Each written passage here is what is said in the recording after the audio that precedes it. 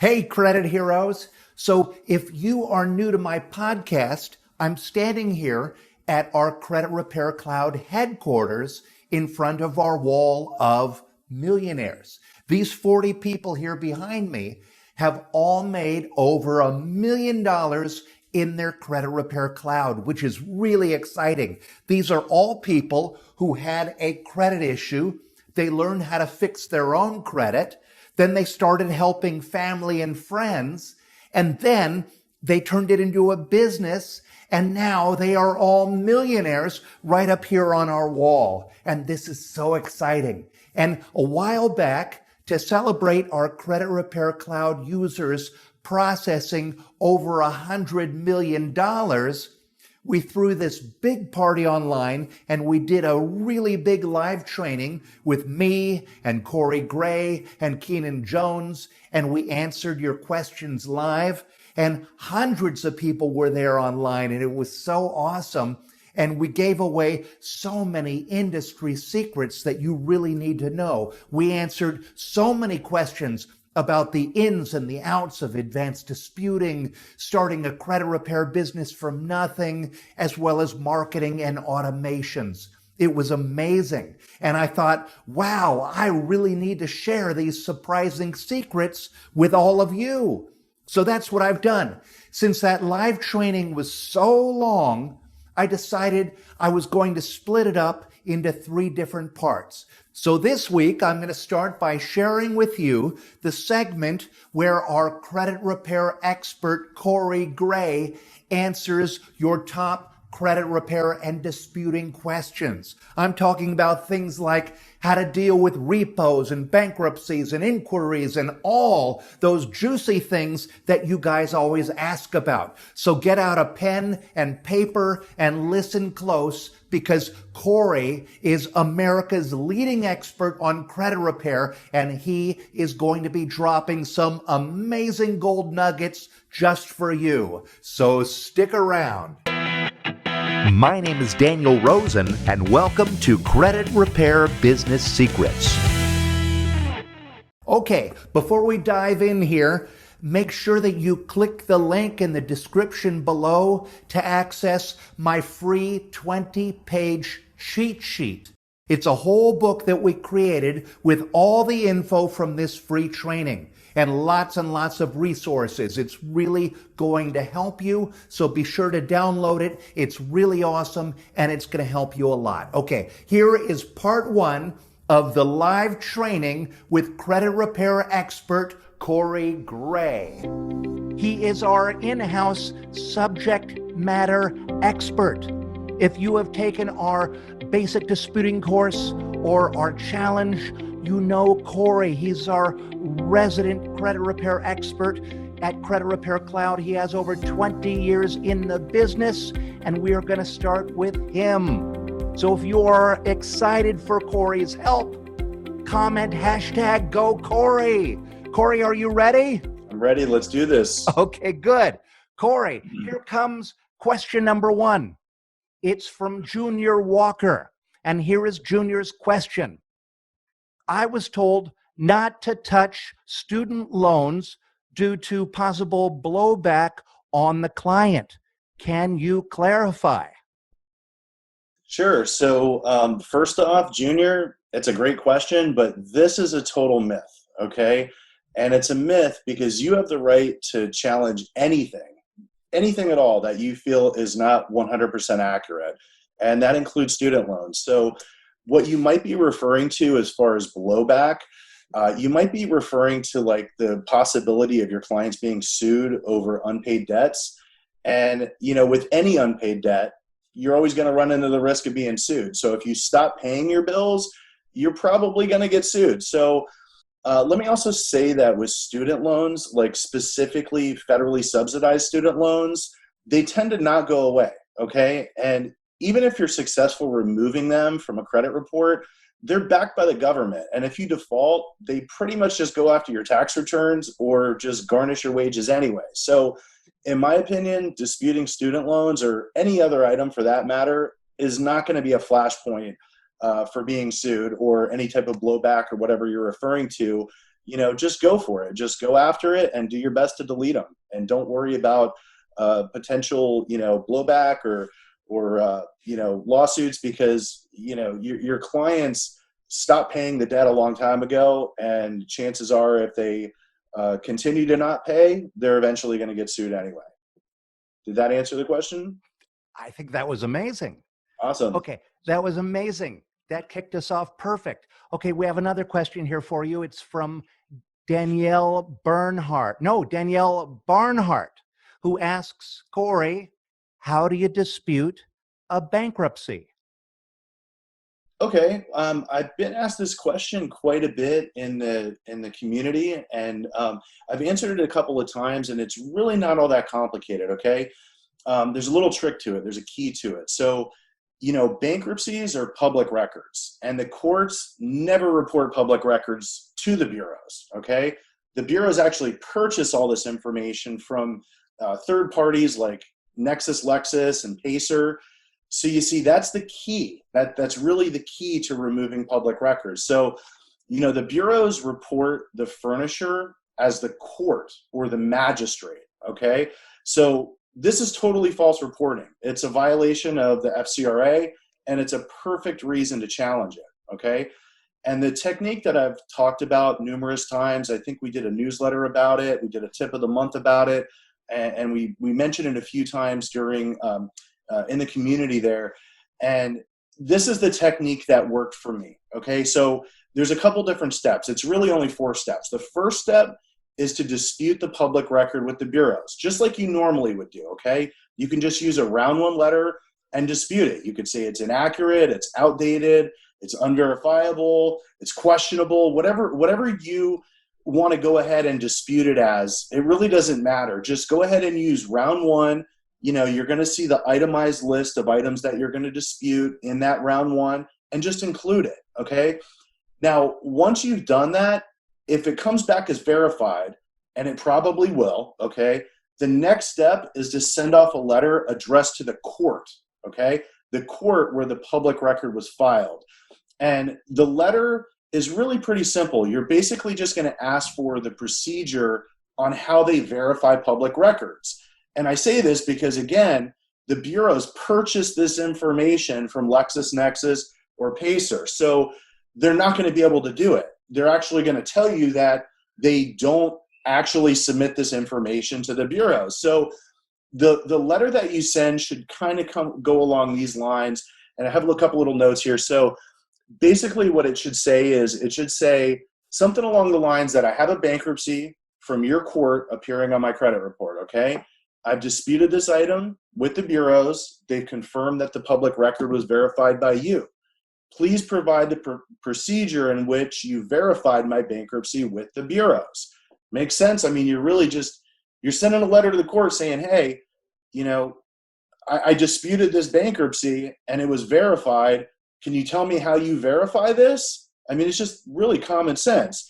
So, of course, the court or the magistrate or wherever you're sending this to does not verify. They do not sell that information to the bureaus. It's documented in public records. So you can be guaranteed a response from the clerk of the court, basically saying that they don't report to the bureaus. And when you get that letter, okay, go ahead and turn around and send it to the bureaus. Whatever bureau verified that bankruptcy, or whatever public record it is, it could be a tax lien or a judgment or whatever it is, just turn around and send that letter along with another letter to the bureaus and show them proof that the court basically couldn't verify it. They don't report to the bureaus.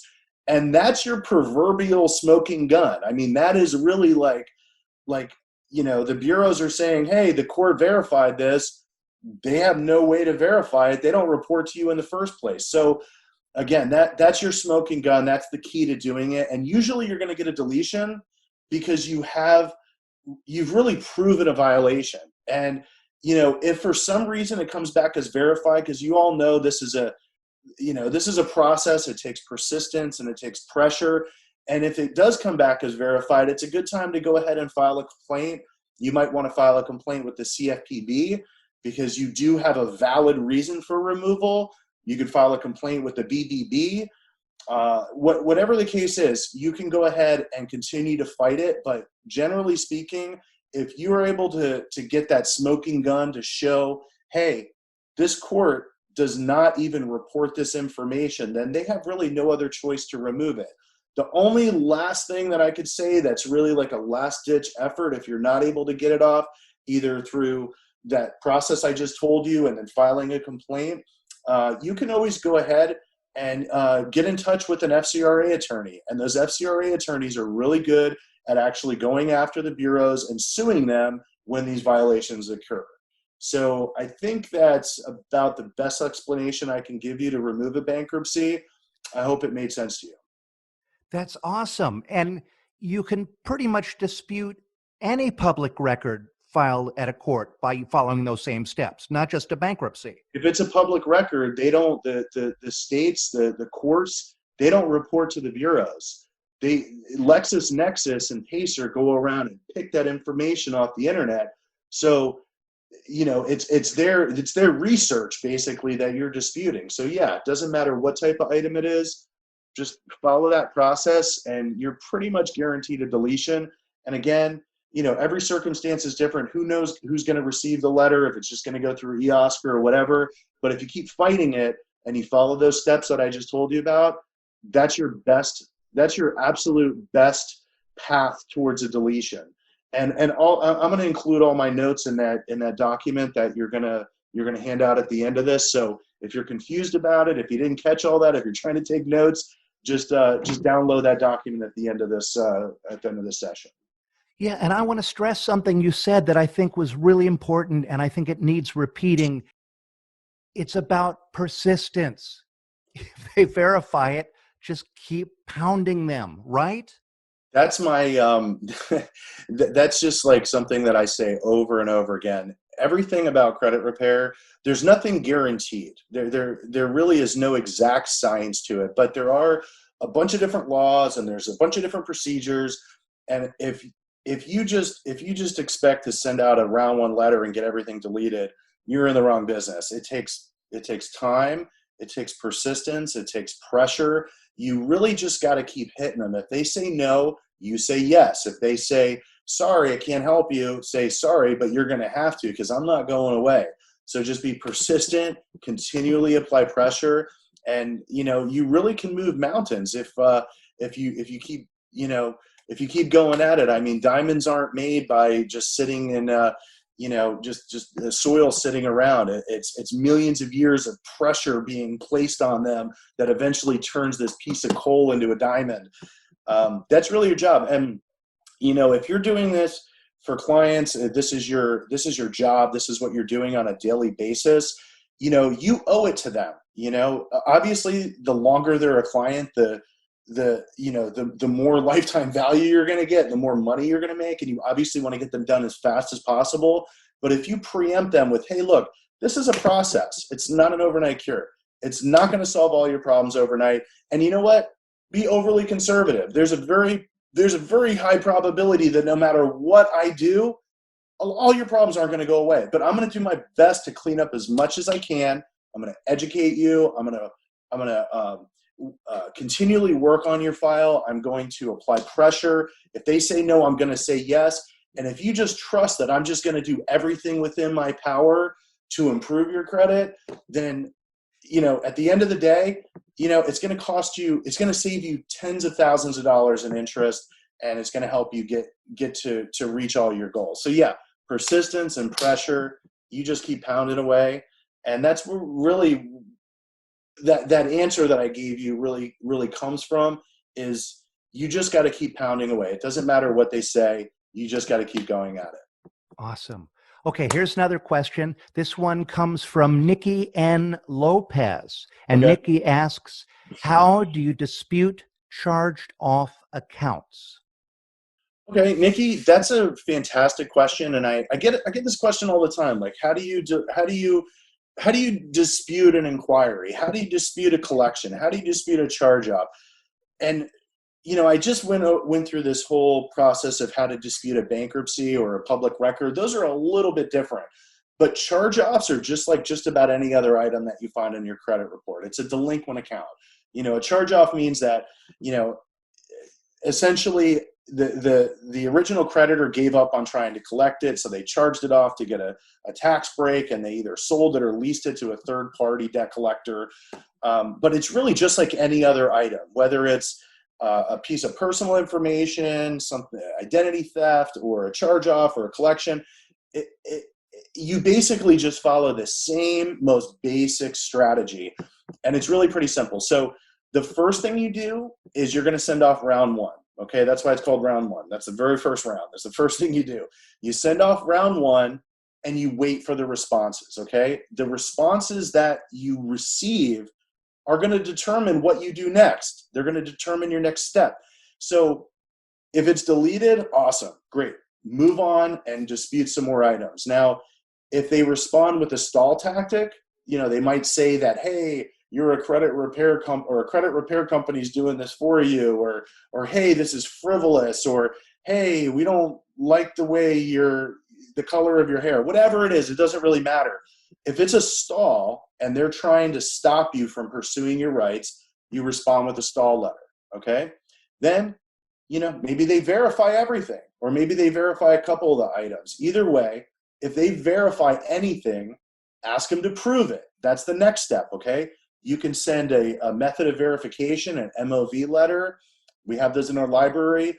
You can send a reinvestigation letter, or you can use the prove it letter in our library. But again, just to walk you back through that, you're sending out round one. If it's deleted, great, move on to the next thing. If they give you a stall, respond with a stall letter. If they verify everything, hey, you got to prove it, okay? And then if they ignore the request, which is very common, where you just don't get any response at all, what I always like to do is I would like to send them a reminder, okay? I'd like to politely remind them without getting nasty, just basically being nice about it. And if that's not in your forte, you want to move ahead and you just want to be a little nasty, you can send them a warning if you want to be stern about it. Or, if you're out for blood and you just you just want to nail them, file a complaint with the CFPB, file a complaint with the FTC, file a complaint with the BBB. Take all of these complaints and wrap it up and send screenshots of all these complaints with your follow-up letter. And you can even include an intent to sue. We've got a bunch of different variations of those letters in our library. So from here, once you've sent all that out, you can either continue to apply pressure on the bureaus by disputing, directly with the bureaus. You can file more complaints, or you can switch gears entirely and go directly to the furnisher, because the furnisher is the company that reported it. Could be a collection agency. If it's a charge-off like you're asking, it's most likely the original creditor, because the original creditor is going to charge it off to get that tax break. But you can go ahead and go directly to the furnisher, and you can go through all the same processes that you did with the bureaus. You can dispute the item. You're going to wait for a response, and based on that response, you can follow up with all those different letters that we just talked about, the same letters that you would with the charge-off. And if the bureaus or furnishers violate any laws along the way, you can always hire that FCRA attorney who will go after those furnishers and sue them, or the bureaus for that matter. And, most of them do it on a contingency basis. If you just do a quick Google search for FCRA attorney, there's probably one right in your city. And, they're going to want all the documentation you previously sent. They're going to want to know everything about it.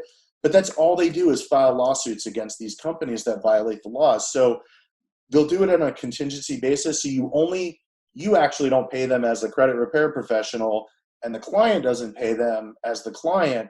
They just take a little bit of that money. I say a little bit. I think sometimes they take like around 30% or so of the settlement, but there's no cost, and it's a permanent deletion, and they do get more results. So I think I'm going really, really deep into this, but what I can say is really what you need to do with a charge-off or any other item is follow that process that I just went through. Because if you hit them with a round one, and then a follow-up, and then a warning, and then a complaint, and then so on and so forth. That is the process that you go through for just about any item. So I hope that helps. And that's the best explanation I can give you for that scenario. Did that help you guys? If if you're liking while we're answering your questions, if you're liking what you hear, let us know. Keep smashing that like button or that love button so we can know. We want to know we're connecting with you guys and giving you stuff you need and like. Corey, you ready for one more question? Okay. This comes from a great name. This is from Nina, cool as rains. Nina asks, license and bonding in each state. What do we need to know? This is a really good question. And, I know a lot about this topic only because I was in business for a very long time. And for many, many years, I never had any issues. And then one day, lo and behold, I had a problem with one state, and it really it really forced me to learn all of this. And what I can tell you is, first of all, it's really not that complex and it's not that expensive. It's really easy to be compliant, but it's a little complicated navigating exactly what you need just coming into the business, okay? Let me break it down for you. So first of all, every single state has different regulations and requirements. Some states could care less whether or not you're in the credit repair business. In fact, most of them are that way. More than half of them really just don't even care. They don't take offense to credit repair, but there's a lot of states or some states that do take offense to it and have a little bit more, they have stringent requirements. And I want to walk you through this, but I'd like to preempt this entire answer just by saying that I am not an attorney. Right, Daniel? I haven't passed the bar.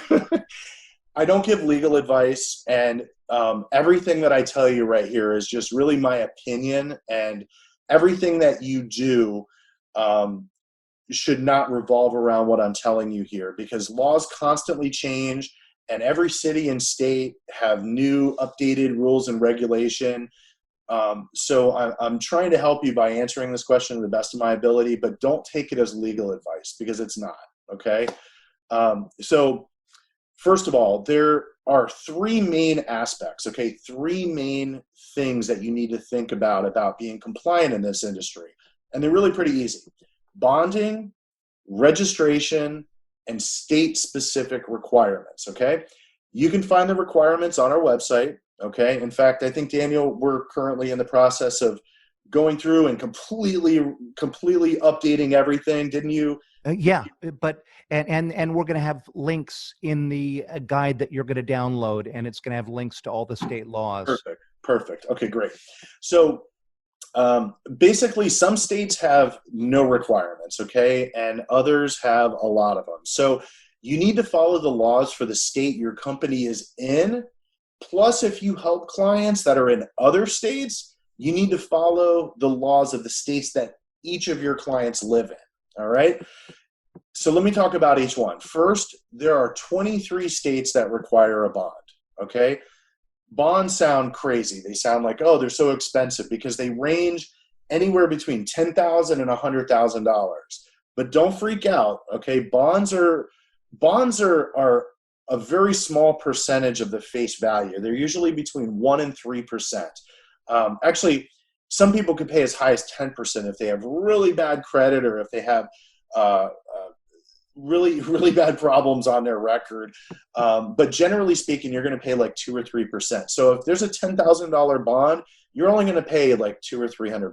All right. So it's really not that crazy. And if you have a lot of clients in other states, you're making enough money to cover all this. So it's really a non-existent problem.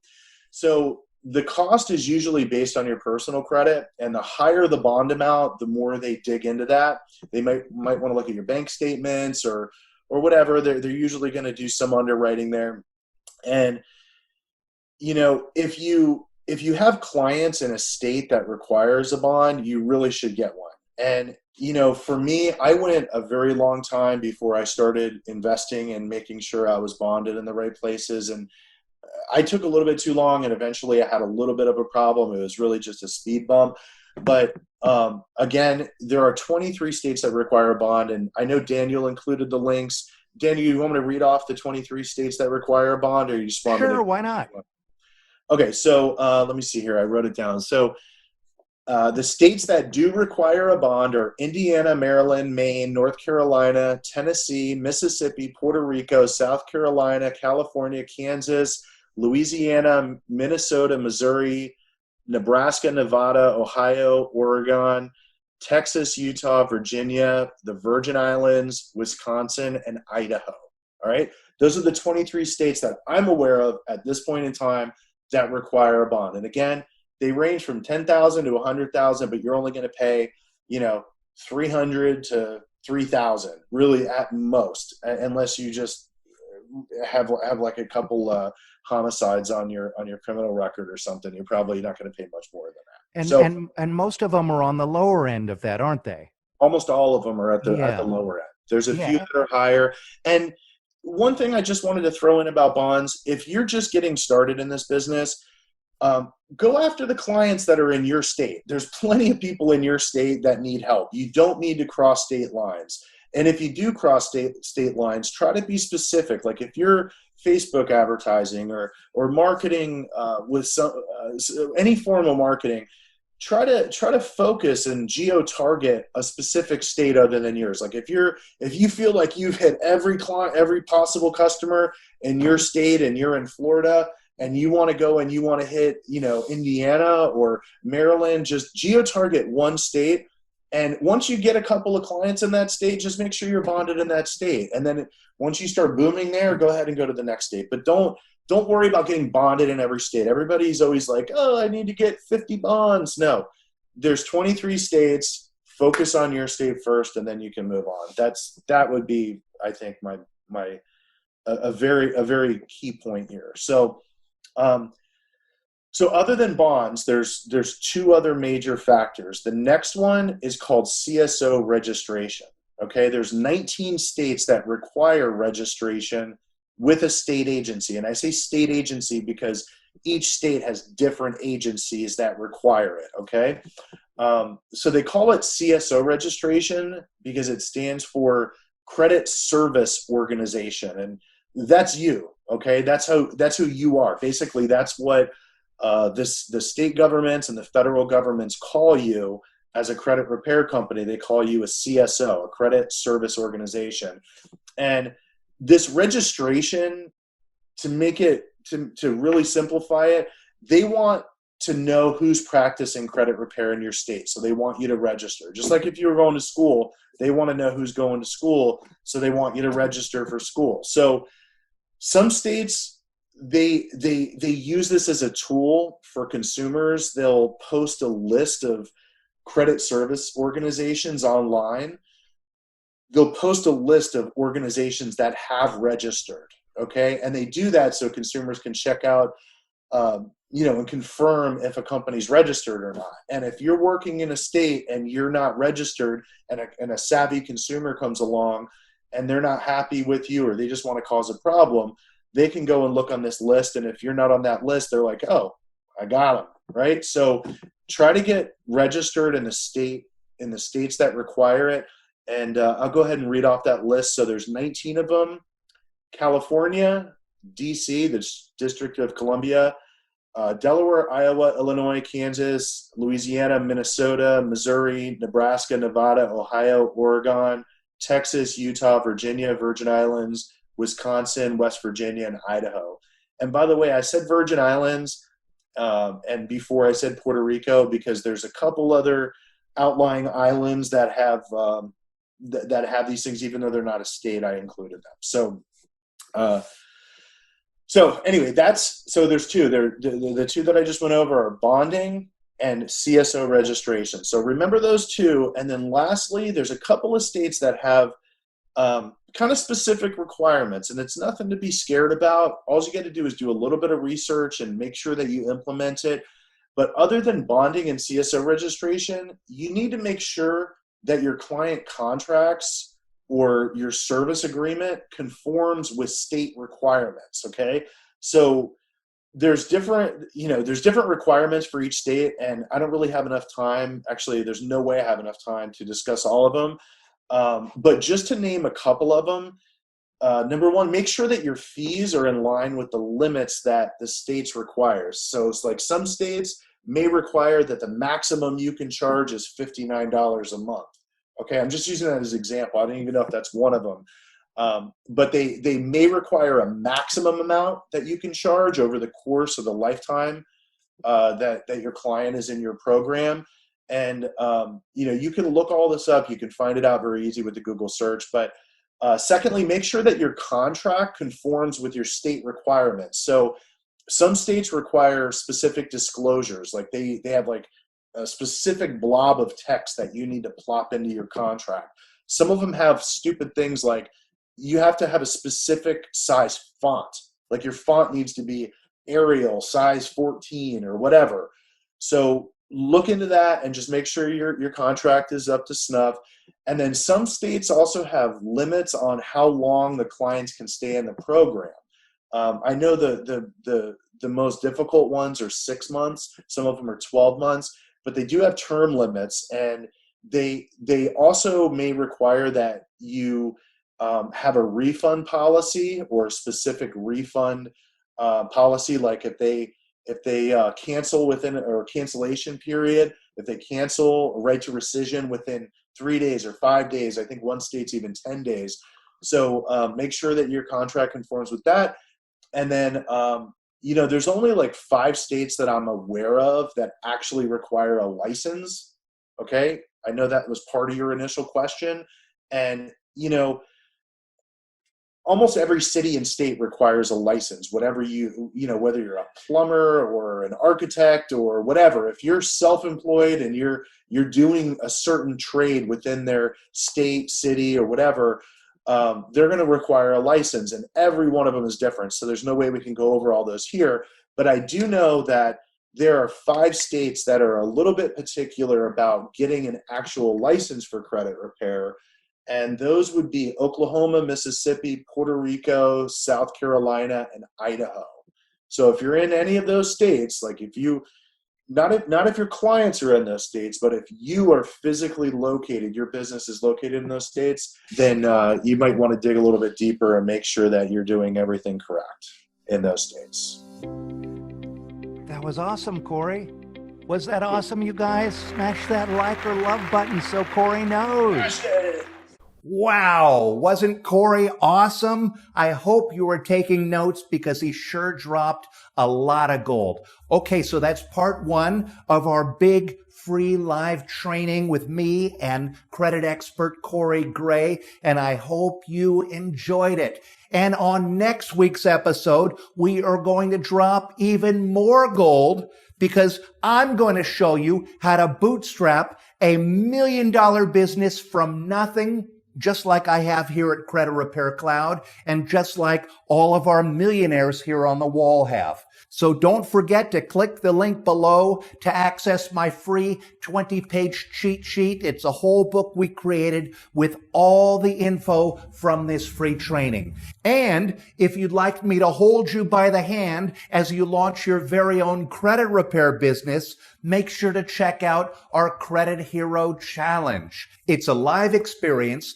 that has helped tons of credit heroes to get their first paying clients, to get certified in disputing, and to gain confidence as they launch their credit repair business on a solid foundation so they can change a whole lot of lives and make a great living in the process. And the challenge, it's so affordable. It's going to cost you less than it would cost to take your family to McDonald's for dinner. Now, we're starting the next challenge very soon, so you got to join before the doors close. So to do that, go to creditherochallenge.com. And if you're finding value in the things that I'm sharing on this podcast, be sure to click to subscribe. And if you're feeling kind, rate me and give me a review, because this is a new podcast and I can use all the help I can get. And I will see you on the next episode. And until then, be a credit hero and keep changing lives. Hey everybody, it's Daniel again, and really quick, I'd like to invite you to join what I believe is the best thing we have ever created inside the Credit Repair Cloud community. And it is a challenge that we call the Credit Hero Challenge. If you're just planning out your business or you're just getting it started and you dream of having a successful business of your own so you can quit your 9-to-5 and fire your boss and have financial freedom, or so you can add another revenue stream to your existing business, if that's your dream, you need to get into this challenge. We created this challenge to help you to create and launch your very own credit repair business, to build a proper foundation for a really successful business. This challenge is going to help you to understand the strategy, the tactics, and all the things you need to be successful at credit repair. It really is the greatest thing we have ever built, and it will change your life. So I recommend you do it right now. Stop everything, pause this audio, go online, and go to CreditHeroChallenge.com. That's CreditHeroChallenge.com and join the next challenge. And there's a challenge that's starting in just a few days, so go get started right now at CreditHeroChallenge.com.